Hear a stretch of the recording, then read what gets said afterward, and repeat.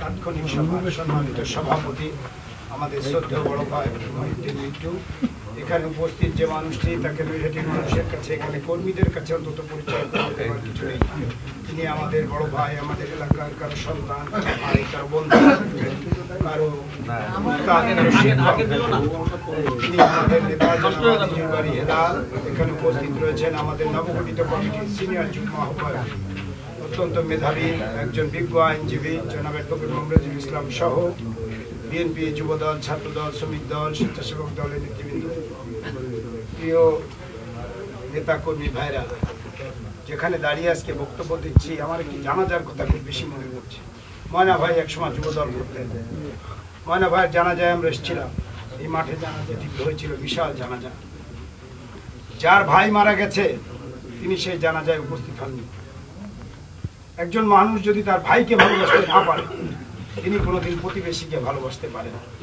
আরেকজন মানুষ নিজের ভাইকে, নিজের রক্তকে যে স্বীকার করে না, সে আরেকজন মানুষকে অন করতে পারে না, কখনো পারে না। সেই জানাজায় উনি বিএনপি নেতা ছিলেন।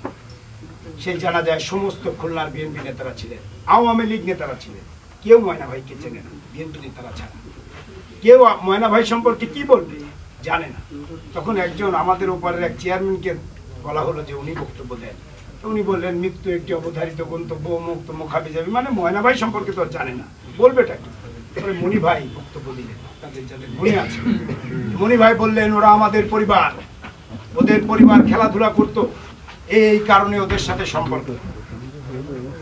যে মানুষ তার নিজের এলাকায় আজকে যেখানে দাঁড়িয়ে বক্তব্য রাখছে, মানুষ তো আমরা সবাই।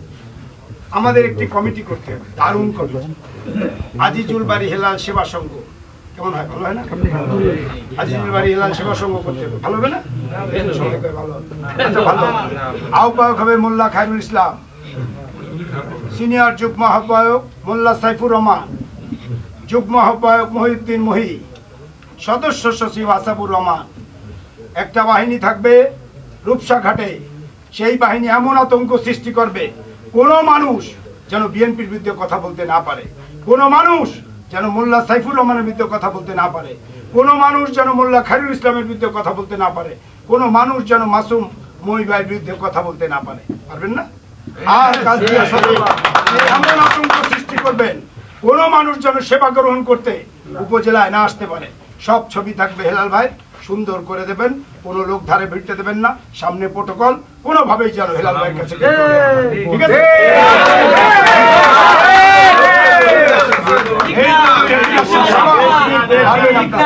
আমি বুঝতে পেরেছি যে শিক্ষা 17 বছর কথা বললেন না, 17 বছর নৈহাটির মানুষ শিক্ষা গ্রহণ করেছে।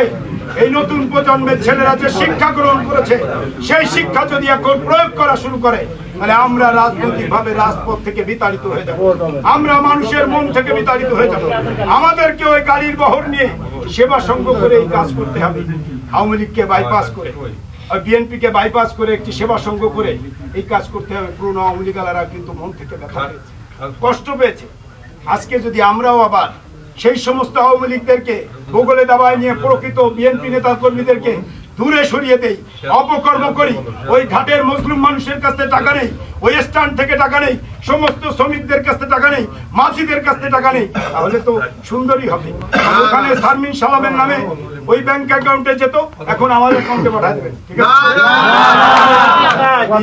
না হয় তাহলে আসাফুর রহমানকে কাজ করতে সুযোগ দিতে হবে। ওখানে যে বিএনপি নেতাদের বলা যাবে না, আসাফুর দায়িত্বপ্রাপ্ত চেয়ারম্যান, ও আজিজুল বাড়ি হেলাল মনোনীত চেয়ারম্যান, ওকে তার কাজ করতে দিতে হবে কোনোভাবেই।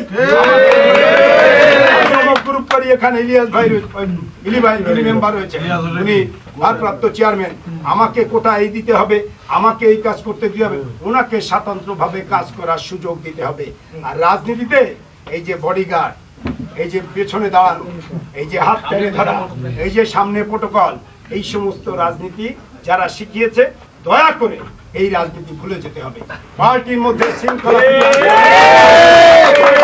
খুলনা জেলা বিএনপির কমিটি ছিল না বিধায় অনেক সিদ্ধান্ত বিএনপি নিতে পারে নাই, তাহলে সব সিদ্ধান্ত কেন্দ্র থেকে নিতে হবে। এখন খুলনা জেলা বিএনপি এলআই, খুলনা জেলা বিএনপি তারেক রহমান বিশ্বস্ততা, আস্থা, এবং বিশ্বাস ইমানের সাথে এই দায়িত্ব আমাদেরকে দিয়েছে, আমরা যেন আল্লাহর কাছে দায়বদ্ধভাবে এই ইমানি দায়িত্ব পালন করতে পারি।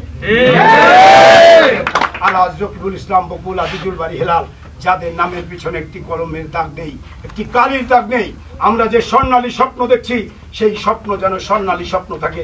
যদি কেউ এই স্বপ্নে ব্যাঘাত ঘটায়, এই বিএনপির রাজনীতি, তারেক রহমানের বিএনপি তারা করতে পারবে না। কথা বলেই আমি আমার নেতা জনাব আজিজুল বারী হেলালকে বক্তব্য দেওয়ার জন্য অনুরোধ করে আমি বিদায় নিচ্ছি। খোদা হাফেজ। বাংলাদেশ।